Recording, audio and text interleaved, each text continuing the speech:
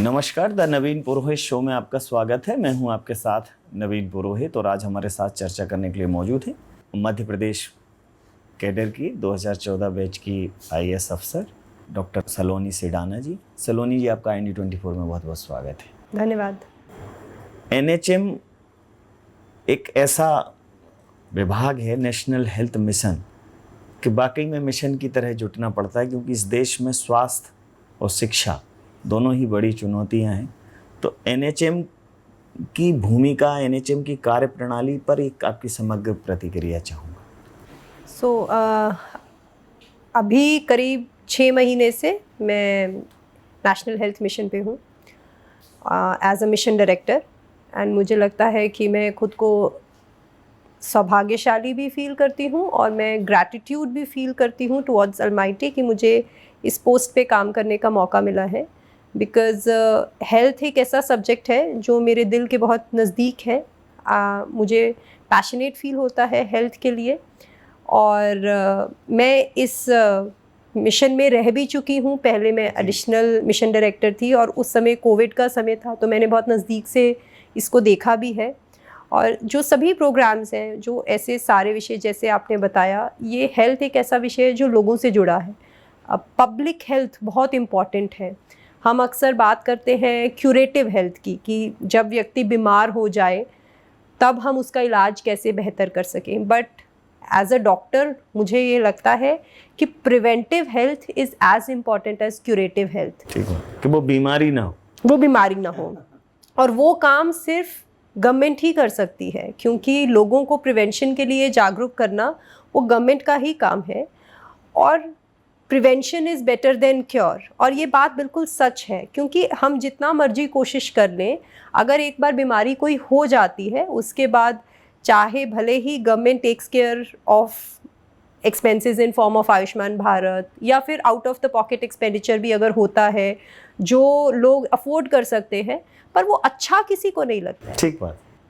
ये मुझे लगता है कि जो नेशनल हेल्थ मिशन का मूल मंत्र है कि हम प्रिवेंटिव हेल्थ की तरफ काम करें।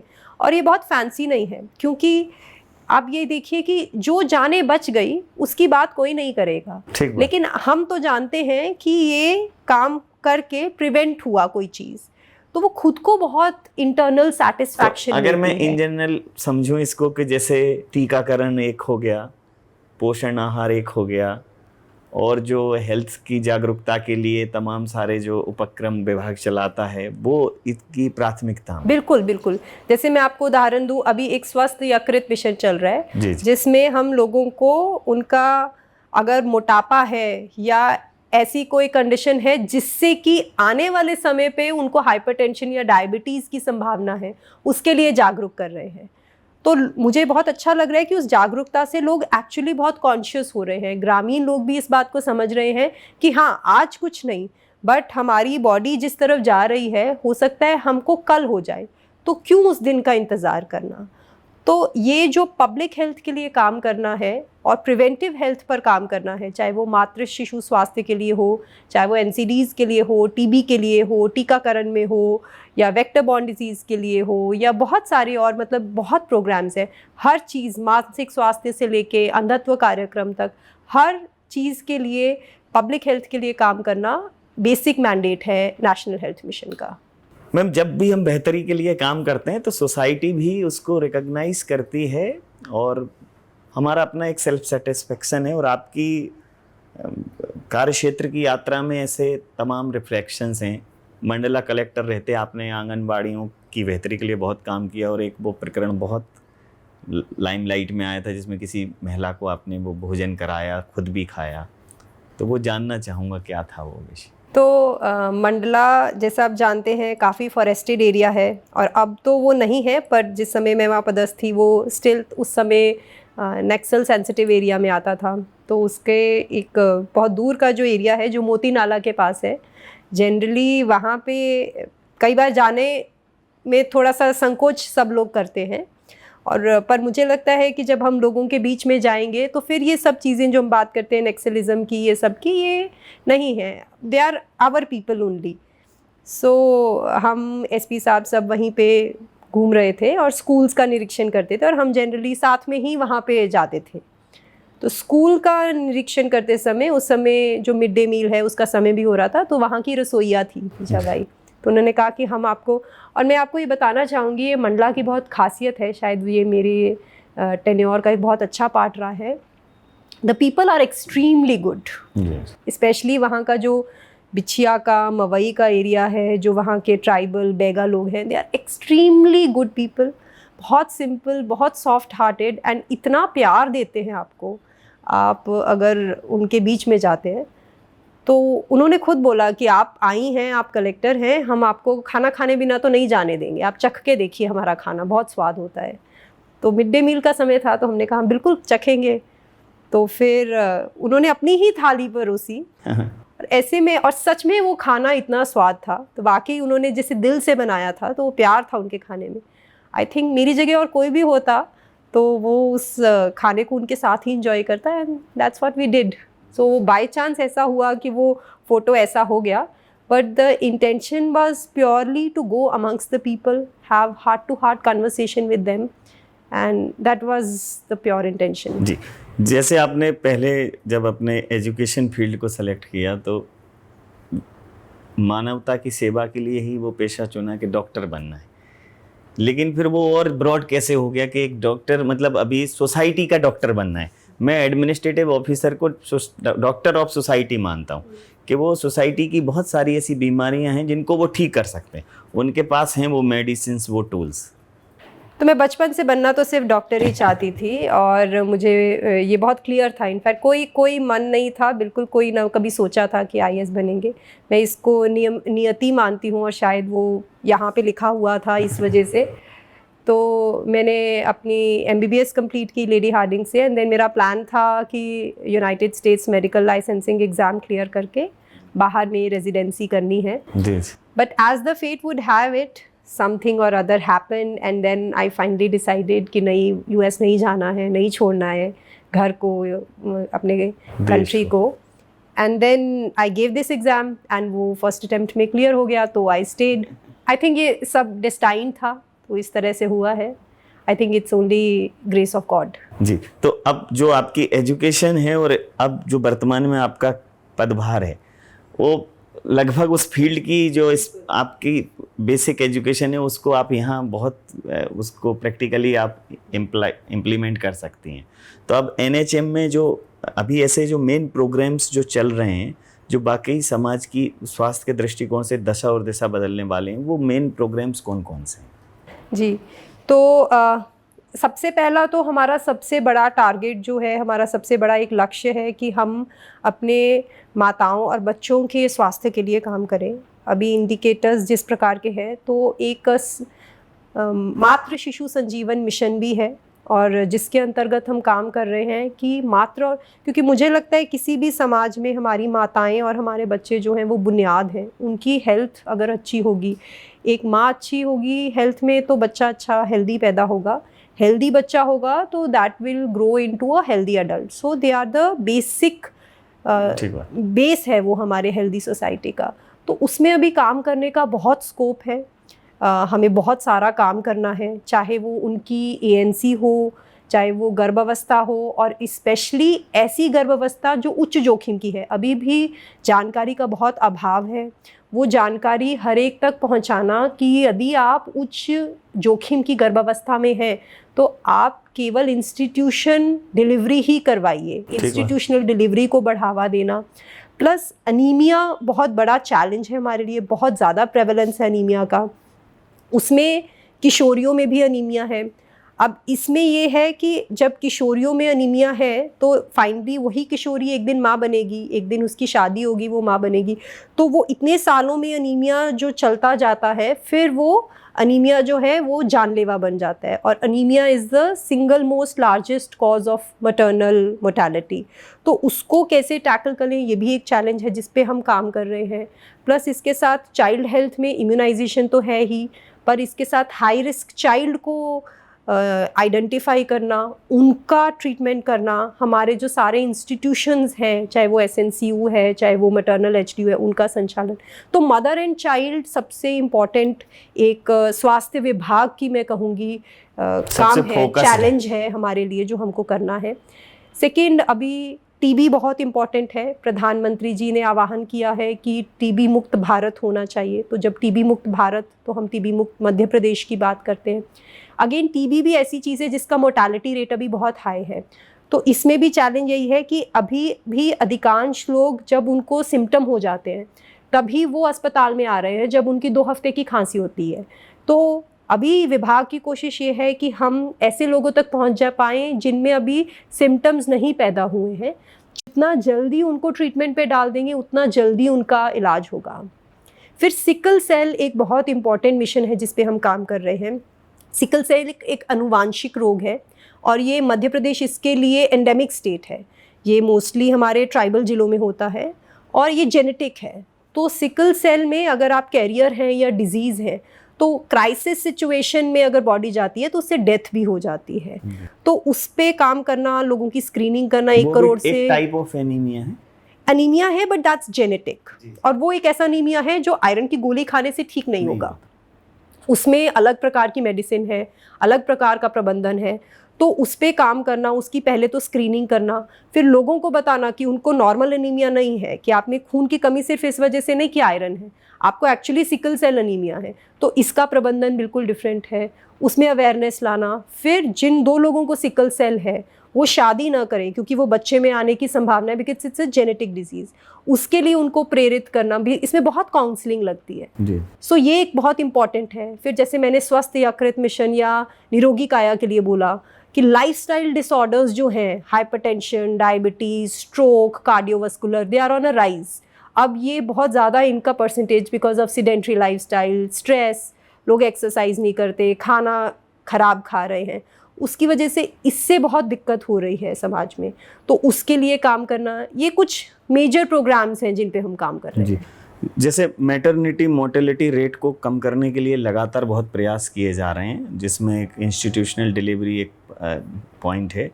तो अगर पिछले 5 वर्षों की बात करें तो मध्य प्रदेश ने कितना काम किया है? काम तो हुआ है, मैं ये नहीं कहूँगी काम नहीं हुआ है, उस पर प्रयास भी किए हैं। अभी जब नेक्स्ट हमारा NFHS 2024 या 25 का रिलीज़ होगा तो मुझे पूर्ण विश्वास है कि उसमें जो काम पिछले वर्षों में किया गया उसका रिजल्ट होगा। लेकिन अभी इम्प्रूवमेंट का बहुत स्कोप है, जैसे मैंने आपको बताया, क्योंकि अनीमिया इतना प्रेवलेंट है और हम अभी तक इसको एडोलेसेंट्स में उतना टैकल नहीं कर रहे थे। तो इसकी वजह से हम कुछ स्ट्रैटेजीज़ भी चेंज कर रहे हैं। प्लस हाइपरटेंशन महिलाओं में बहुत बढ़ रहा है, उसकी वजह से PIH हो रहा है। तो अभी तक हम ये सोच रहे थे कि हाइपरटेंशन जो है वो तो सीडेंट्री लाइफस्टाइल या स्ट्रेस के कारण है और ये पुरुषों को होता है, which is not true. So we are finding कि मदर्स में भी ये हो रहा है। उनके माल न्यूट्रिशन हो रहा है, वेट गेन नहीं हो रहा है तो प्रीटर्म बच्चा हो रहा है या IUGR हो रहा है, इंट्रायूट्राइन ग्रोथ रिटार्डेशन हो रहा है। तो अब हम न्यूट्रिशन पे बहुत ध्यान दे रहे हैं कि पहले ये सोचा जाता था कि वज़न नहीं बढ़ रहा है तो कोई बात नहीं, बट अब हम ये काउंसलिंग कर रहे हैं कि नहीं, वज़न बढ़ना ज़रूरी है प्रेगनेंसी में, नहीं तो इसका मतलब ये है कि आपके बच्चे की ग्रोथ अच्छी नहीं हो रही। तो जैसा मैंने बताया, इसमें स्कोप बहुत है काम करने का, तो अनंत अभी काम करने के लिए है।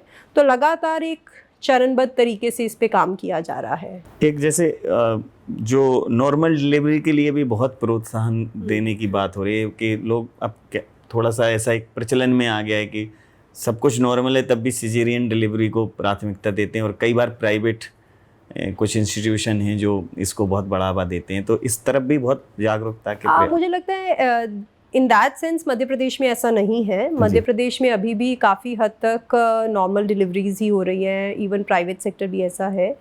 जहाँ पे हाई रिस्क है वहाँ पे ज़रूर एक कॉन्शियस डिसीजन होना चाहिए।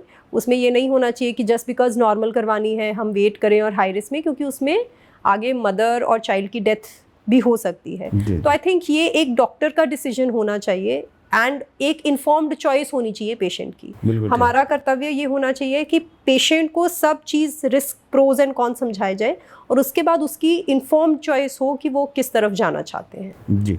और अगर मैं आयुष्मान भारत की बात करूं तो ये इस योजना ने एक बहुत बड़ी आबादी को कवर किया है। अब तो इसमें बुज़ुर्ग भी शामिल कर लिए गए हैं और एक तरह से पहले बड़े प्राइवेट इलाज हॉस्पिटल्स में इलाज कराना या बड़े हॉस्पिटल्स में इलाज कराना एक तरह से आम आदमी के बस की बात नहीं थी। तो अब गवर्नमेंट ने इस योजना के तहत उनको वो प्रोवाइड किया है।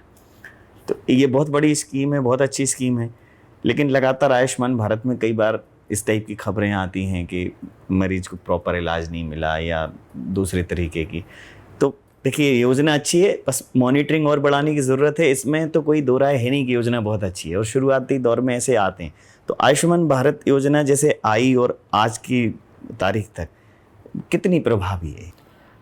वर्तमान में मैं अभी आयुष्मान भारत योजना नहीं देख रही, उसके सीईओ एक पृथक से आईएएस ऑफिसर है। पर जैसा आपने बोला, माननीय प्रधानमंत्री जी ने जब इसको लॉन्च किया था तो आई थिंक ये पूरे वर्ल्ड की single biggest public health insurance scheme है। और मैं रही हूँ पहले आयुष्मान, सीईओ आयुष्मान भी कुछ समय के लिए रही हूँ। तो मध्य प्रदेश में एक्चुअली में इसमें बहुत अच्छा काम हुआ है। मैं हमारे मुख्यमंत्री जी भी इसको बहुत गहनता से देखते हैं।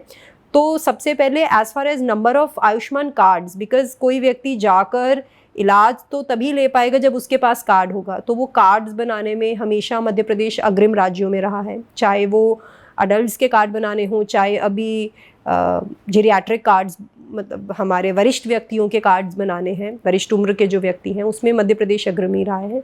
हॉस्पिटल एम्पैनलमेंट में भी अच्छा काम हुआ है। जैसा आप बोल रहे हैं, कभी कभार ऐसी जो शिकायतें आती हैं, मुझे अभी जो पता है कि आयुष्मान भारत जो स्टेट का है वो बहुत अच्छा मॉनिटरिंग मैकेनिज़्म बना रहे हैं, बनाकर उस पर कार्य भी कर रहे हैं, बहुत विजिलेंस भी रख रहे हैं और लगातार जहाँ पे ऐसी शिकायत आती है, जहाँ पे कार्रवाई करने की आवश्यकता है, सीईओ आयुष्मान ऐसी कार्रवाई भी करते हैं। तो आई थिंक आप सही बोल रहे हैं कि स्कीम तभी अच्छी चलती है जब मॉनिटरिंग अच्छी हो। There is always a scope for improvement, but I think the Ayushman is doing well. जी जी, अभी हेल्थ जो वर्कर्स हैं उसमें एनएचएम अब आउटसोर्स हेल्थ वर्कर्स की भी जो है भर्तियां करके जो जगह हैं कि भाई चाहे लैब टेक्नीशियन हो या अन्य स्वास्थ्य कार्यकर्ता हो, तो उसमें एनएचएम की क्या भूमिका है? नहीं, एनएचएम जो हमारे हेल्थ वर्कर्स हैं उनकी पोस्ट पे आउटसोर्स पे भर्ती नहीं करता है। जो हेल्थ वर्कर्स हैं उनकी कॉन्ट्रैक्चुअल भर्तियां होती हैं। तो एनएचएम का जो सारा स्टाफ रहता है वो कॉन्ट्रैक्चुअल रहता है, बिकॉज एनएचएम विभाग नहीं है, एनएचएम एक मिशन है जो कैबिनेट के डिसीजन से कभी बना था। और वैसे कभी ऐसा ना हो, लेकिन कल को इसका कैबिनेट का कुछ भी डिसीजन हो सकता है। तो it was a time bound thing. तो हमारे जितना स्टाफ है वो हमारा संविदा का स्टाफ होता है, रेगुलर नहीं होते हैं। तो बहुत सारा स्टाफ है हमारे पास, करीब 7,000 के करीब आशा है, 6,000 के करीब आशा सहयोगिनी है, और उसके अलावा हमारा बहुत सारे करीब 43 कार्डर्स का स्टाफ है। तो ये बहुत HR इंटेंसिव है, ह्यूमन रिसोर्स इंटेंसिव है। बट ऐसी पोजीशंस यही सिखाती हैं कि इतना बड़ा HR कैसे मैनेज करना है। लाइक द अदर डे मैं अपनी फैमिली से किसी से डिस्कस कर रही थी, and they were mentioning a country named Malta I think, and they were saying कि 5 लाख उसकी जनसंख्या है शायद। तो मैं ऐसे ही अपने पापा को हंस के बोल रही थी कि इतना तो कई बार हमारे 2-4 विभाग, एजुकेशन विभाग, शिक्षा विभाग मिला लोगे तो अमला है इतना। ठीक बात। तो लेकिन आप फिर अपने अमले के लिए भी काम करते हैं, प्लस अमला जो है वो पब्लिक हेल्थ के लिए काम करे, लोगों के लिए। अब मेरी यहाँ एक बड़ी जिज्ञासा है, क्योंकि जैसे आपने कहा कि कोई भी काम, जैसे हम सामान्यतः कहते हैं कि इसको मिशन मान के काम करो, मिशन है तो सक्सेस होगा। तो जैसे ये स्वास्थ्य विभाग का एक मिशन है, तो जो स्वास्थ्य विभाग के जैसे सामुदायिक स्वास्थ्य केंद्र है, जिला स्वास्थ्य केंद्र है, फिर बड़े अस्पताल हैं, उनके साथ कैसे तारतम्य रहता है? तो जैसे मैंने आपको बताया कि एनएचएम का प्राइमरीली जो मैंडेट है वो preventive health, primary health and secondary health है। जो क्यूरेटिव हेल्थ है वो मोस्टली टर्शरी केयर का आता है, जिसमें मेडिकल कॉलेजेस आते हैं। अभी मध्य प्रदेश में काफ़ी संख्या बढ़ गई है। और फिर उसके बाद हमारे DH आते हैं जो संचालनालय के अंतर्गत आते हैं। तो हम सब एक ही विभाग है। सबसे पहली बात तो ये है कि ऐसा कुछ बटा नहीं हुआ है। इसमें कड़ी इस तरह जुड़ती है कि देखिए, जैसे मैंने बताया कि अगर हमारा प्रिवेंटिव हेल्थ अच्छा है, प्राइमरी हेल्थ अच्छा है, तो सबसे पहले तो जिला चिकित्सालय पे लोड कम होगा, क्योंकि लोग बीमार कम होंगे तो जाएंगे अस्पताल में कम। फिर अगर उनका इलाज प्राथमिक स्वास्थ्य केंद्र पे हो जाएगा तो सामुदायिक पे नहीं जाएंगे, सामुदायिक पे हो जाएगा तो जिले पे नहीं जाएंगे, जिले पे हो जाएगा तो मेडिकल कॉलेज नहीं जाएंगे। तो हर सेंटर की अपनी इम्पोर्टेंस है। तो एक तो प्रिवेंटिव हेल्थ इसलिए ज़रूरी है ताकि हमारे टर्शरी केयर इंस्टीट्यूशंस में लोड कम हो। सेकंड इसलिए भी ज़रूरी है दूसरा तालमेल कि जो हमारे टर्शरी केयर इंस्टीट्यूशंस हैं वहाँ पे जो डॉक्टर्स हैं वो सब स्पेशलिस्ट हैं, तो हमारा जो स्टाफ है they look up to them for guidance, for expertise. So हमारे मेडिकल कॉलेज और जिला चिकित्सालय एज अ मेंटोर काम करें फॉर आर अदर इंस्टीट्यूशन, ये भी एक बहुत इम्पॉर्टेंट कोऑर्डिनेशन का विषय है। थर्ड जो विषय हैं जैसे मातृ स्वास्थ्य है, हम इसको ये नहीं बोल सकते कि ये तो सिर्फ कम्युनिटी पे ख़त्म हो जाएगा, तो इसमें भी पूरा कोऑर्डिनेशन ज़रूरी है कि जब वो महिला कम्युनिटी में ANC के लिए आइडेंटिफाई हुई उस वक्त से लेकर जब तक उसकी से मेडिकल कॉलेज में डिलीवरी हो रही है, तो अगर आपस में कोऑर्डिनेशन अच्छा नहीं होगा तो वो पूरा हम उसको ट्रैक नहीं कर पाएंगे। और अल्टीमेटली अगर कॉम्प्लिकेटेड केस है तो बचाना तो मेडिकल कॉलेज को या DH को ही पड़ेगा। तो इसलिए ये जो पूरा कंटिन्यूम ऑफ केयर है इसमें हर इंस्टीट्यूशन की अपनी इम्पोर्टेंस है। जैसे हेल्थ डिपार्टमेंट के जो इंस्टीट्यूशन है जैसे प्राथमिक स्वास्थ्य केंद्र, सामुदायिक स्वास्थ्य केंद्र, जिला स्वास्थ्य केंद्र, एक पूरा एक आपके पास एक नेटवर्क है। तो जब मिशन को कोई काम करना है, जैसे टीकाकरण करना है या कोई कैंप लगाना है, तो आपके पास ऑलरेडी एक ट्रैक है जहाँ कोई प्लेटफॉर्म्स हैं, आपके पास स्टेजेस हैं जहाँ जाके आप परफॉर्म कर सकते हैं। तो उनके साथ एक तालमेल तो बनाना पड़ता होगा, और क्या उनसे मदद मिलती है? बिल्कुल, मतलब मैं तो यही कहूँगी कि देखिए अल्टीमेटली काम तो जिलों में ही होता है।